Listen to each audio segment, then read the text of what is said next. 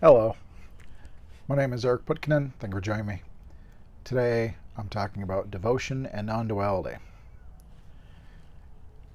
I don't think devotion needs to be totally removed. I know that some people get very caught up on the idea of devotion, and so you got to be devoted to something. And so, the people get hung up on the idea of, well, this is separation. You know, but if you really believe in a me, as most people do, what does it matter if this me is being devoted to something? Now, it's often easier to become devoted to some uh, persona outside of yourself. And so it could be a divinity of some kind, a father, a mother.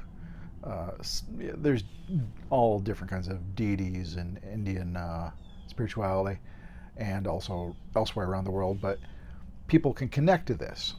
And that isn't so much the issue, because in bhakti yoga, the path of devotion in India, the end of the path, so to speak, is where lover and beloved become one. The devotion and love is so intense that the division falls away, separation falls away. This is because love is a unifying factor. It is a unifying force. And so if the love is deep enough, it brings it together in oneness. And it doesn't necessarily even have to be a persona, so to speak, because some people are okay with an impersonal, uh, object of devotion, be it Brahman or whatever. You can just think of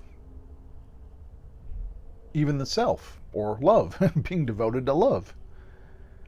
The whole idea is you are engaging the emotions, the feelings. You are feeling your way through the world more. This is kind of similar to what some Sufis will say. And I've heard a Sufi say you want to look out in the world with the eyes of the heart and listen with the ears of the heart. You're basically it's like you're channeling your senses through the heart. There's feeling behind what is experienced, not just a dry, removed observation. So often when we look out at the world, we try to remove ourselves. We keep aloof, as if the observer should actually be separate from everything. And so you could look at the world in a very dry way and just look with this cold and aloofness and looking at the world. It's very different, though, if you look with the eyes of the heart, so to speak, and you look out and you're keeping the heart and feelings engaged. What do you feel when you look out in the world? And in this devotional path, you're trying to feel the heart aspects. So you're looking out and you're feeling love.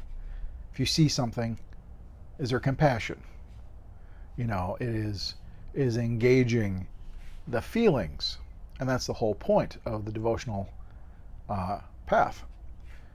And I think that for those who are seeking enlightenment and trying to realize non-duality, devotion has its place, because it is different when you're actually using the heart and feelings. It's just, I've talked so many times about being fully aware, and both inside the body and around you. And so you're feeling what's going on, your heart, your breathing, you're feeling all this other stuff. But on the devotional path, when you're doing some of the devotional, more devotional practices, you're focused on the feeling aspect specifically. What do you feel? And you might be trying to prime the pump, so to speak, and have a feeling of love, a feeling of compassion, a feeling of welcoming, There is a feeling behind what we see and interact with in the world. And that is kind of an interesting practice. And even after enlightenment, you could still enjoy devotional aspects. I like kirtans. I like, chanting mantras, using the mala. Kirtan is a very devotional thing, because when you're doing kirtan, the whole idea is you're singing to the divine a lot of times. It's a connection to the divine. It's a communion. Prayer is also this. All this is a form of communion. You are connecting to whatever your object of devotion is. But ultimately, in non-duality, it's always the self. It's self-devotion, self-love, self-communion. It is just being with, but connected emotionally, feeling-wise, as well as with awareness in the senses. And so this is something to play with. Play with trying to not only have the awareness going on in the body, but don't be just a witness per se and removed in some way. It is I think, better to have kind of emotional feeling skin in the game, so to speak. You are emotionally, feelingly connected. There is, in this way, love can be the guide.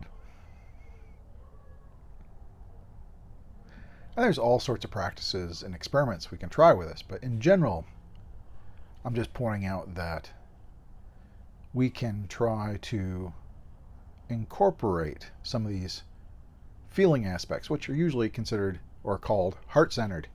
And so we can do these heart-centered activities. And if you are not comfortable with the idea of a outer or, other party object of devotion, just know that as you're still doing the practice, be it, various love, compassion, whatever, feeling, connecting, just know it's self, Brahman. It's just the self. Because the object isn't so much the point. It is instead the feeling, the the feeling connecting aspect, and abiding in the heart/love space. So that way it tends to bring things together. But I would say just play with it. See what happens. Leave me a comment if you try something and you thought it was interesting. Share it with others. But anyways, if you got any questions, comments, please post below. And until next time, thank you much.